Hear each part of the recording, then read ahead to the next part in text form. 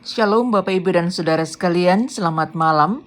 Marilah kita persiapkan hati dan pikiran kita untuk kita memasuki akan pelayanan firman Tuhan dalam renungan keluarga malam ini. Mari kita berdoa. Tuhan, kami bersyukur untuk hari-hari kehidupan kami yang boleh senantiasa dalam penyertaan dan pimpinan Tuhan. Dan pada malam hari ini kami bersama-sama akan mendengarkan firman-Mu yang memberikan kekuatan bagi kami dalam perjalanan kehidupan kami. Kami mohon tuntunan dan pimpinan Roh-Mu yang kudus kepada kami, sehingga kami dapat mengerti dan menghayati serta melakukan firman-Mu dalam kehidupan kami. Berfirmanlah bagi kami ya Tuhan, kami siap mendengarkan suara-Mu. Amin. Jemaat Tuhan yang kekasih, pembacaan firman Tuhan pada saat ini terambil dalam kitab Perjanjian Baru 1 Korintus pasalnya yang ke-7, ayat 10 sampai dengan ayatnya yang ke-11. 1 Korintus pasalnya yang ke-7, ayat 10 dan ayatnya yang ke-11. Demikian bunyinya. Kepada orang-orang yang telah kawin, bukan aku, tetapi Tuhan perintahkan supaya seorang istri tidak boleh menceraikan suaminya. Dan jikalau ia bercerai, ia harus tetap hidup tanpa suami atau berdamai dengan suaminya. Dan seorang suami tidak boleh menceraikan istrinya. Demikianlah firman Tuhan, terpujilah Kristus. Bapak Ibu jemaat Tuhan yang kekasih,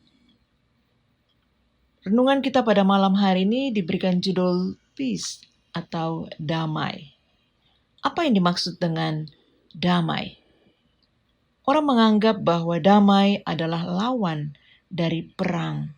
Damai adalah situasi di mana tidak ada pertikaian, tidak ada masalah. Suasana yang ada itu penuh dengan keamanan dan ketentraman. Tapi sebenarnya makna dari damai itu is not the absence of the problem.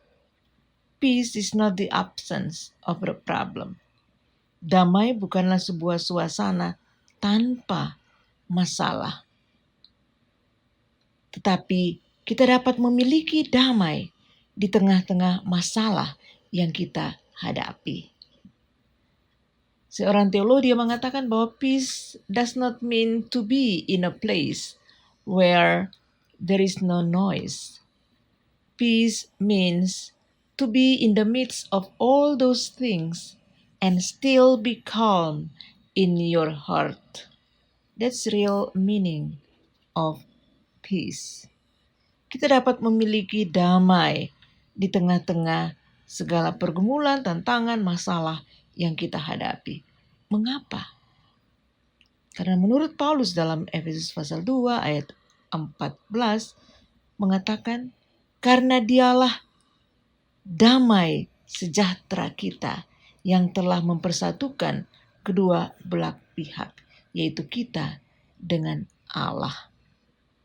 Paulus mau mengatakan bahwa damai itu kita dapatkan dari relasi kita dengan Allah. Paulus mendengar tentang banyak masalah yang terjadi di jemaat Korintus, baik masalah dalam persekutuan berjemaat maupun masalah di dalam keluarga antara suami istri. Saudara sekalian yang kekasih, masalah adalah bagian dari perjalanan spiritual kita dengan Tuhan. Kita akan tetap dapat memiliki damai di tengah-tengah masalah dan pergumulan yang kita hadapi. Karena apa? Karena damai sejahtera itu bukan tergantung pada keadaan masalah di sekitar kita, tetapi damai itu tergantung pada relasi kita dengan Tuhan.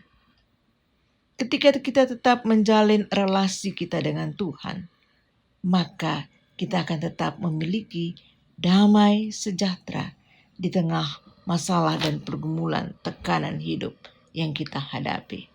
Norman Vincent Peale, dia mengatakan bahwa Allah menyediakan sesuatu yang berharga dalam inti masalah kita, sehingga apabila kita menyelesaikan masalah itu sampai ke intinya, maka kita akan memperoleh sesuatu yang berharga yang disiapkan Allah bagi kita. Paulus mengingatkan kita untuk selalu memiliki damai dalam keluarga kita. Dan kedamaian itu didapat melalui relasi yang akrab dengan Allah. Damai itu adalah anugerah daripada Tuhan. Peace is a gift from God. Allah sumber damai sejahtera. Di dalam Dia ada damai sejahtera. Di dalam Dia ada jalan keluar atas segala masalah yang kita hadapi. Sehingga ketika kita menghadapi masalah di dalam keluarga kita, antara suami atau istri kita dekat dengan Tuhan, bawa semua masalah dan pergumulan kita kepada Tuhan, maka Dia akan turun tangan, campur tangan, bersama-sama dengan kita menyelesaikan segala masalah yang kita hadapi. Tidak ada perkara yang kita hadapi melebihi kekuatan kita. Tuhan akan memberikan jalan keluar kepada kita.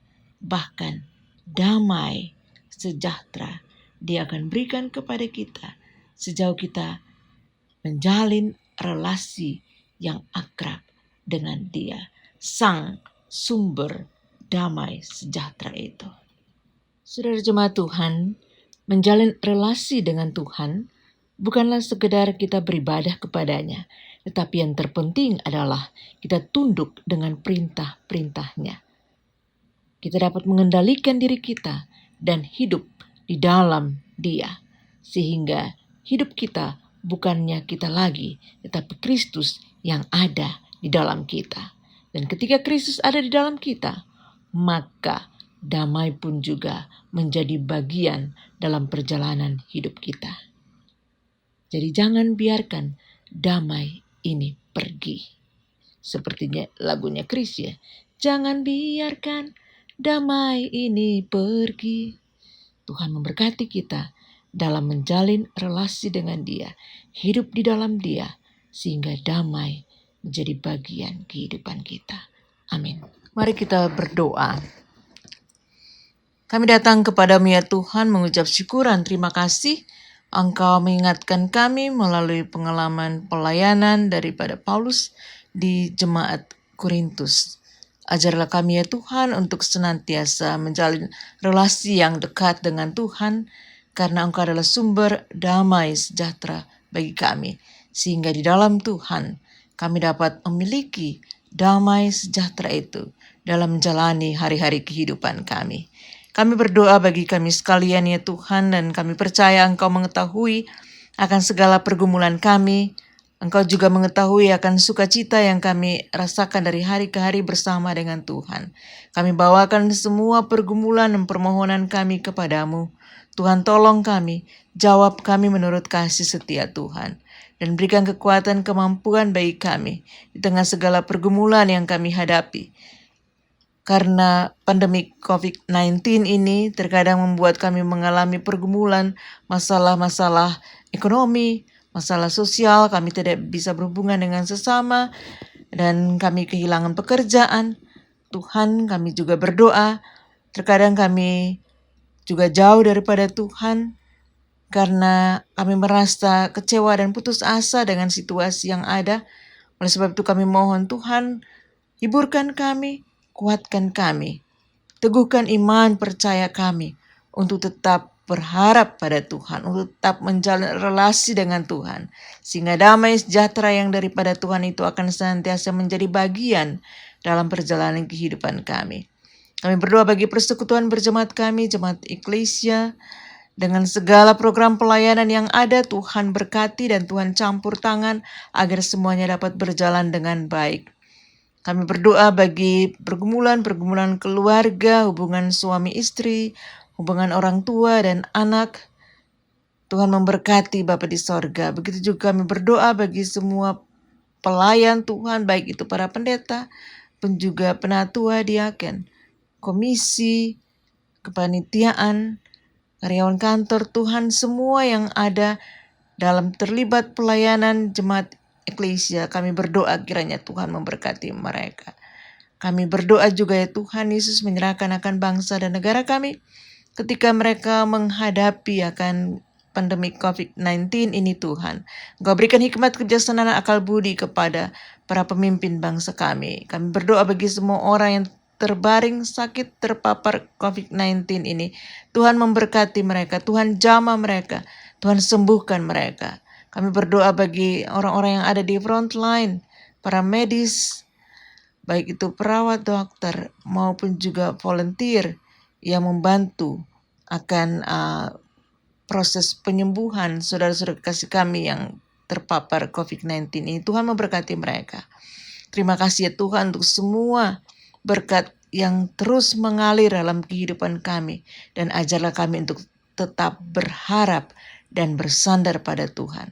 Karena orang yang berharap pada Tuhan tidak pernah ditinggalkan. Dalam keyakinan ini Tuhan Yesus, kami serahkan akan doa kami pada saat ini. Terima kasih Tuhan. Amin.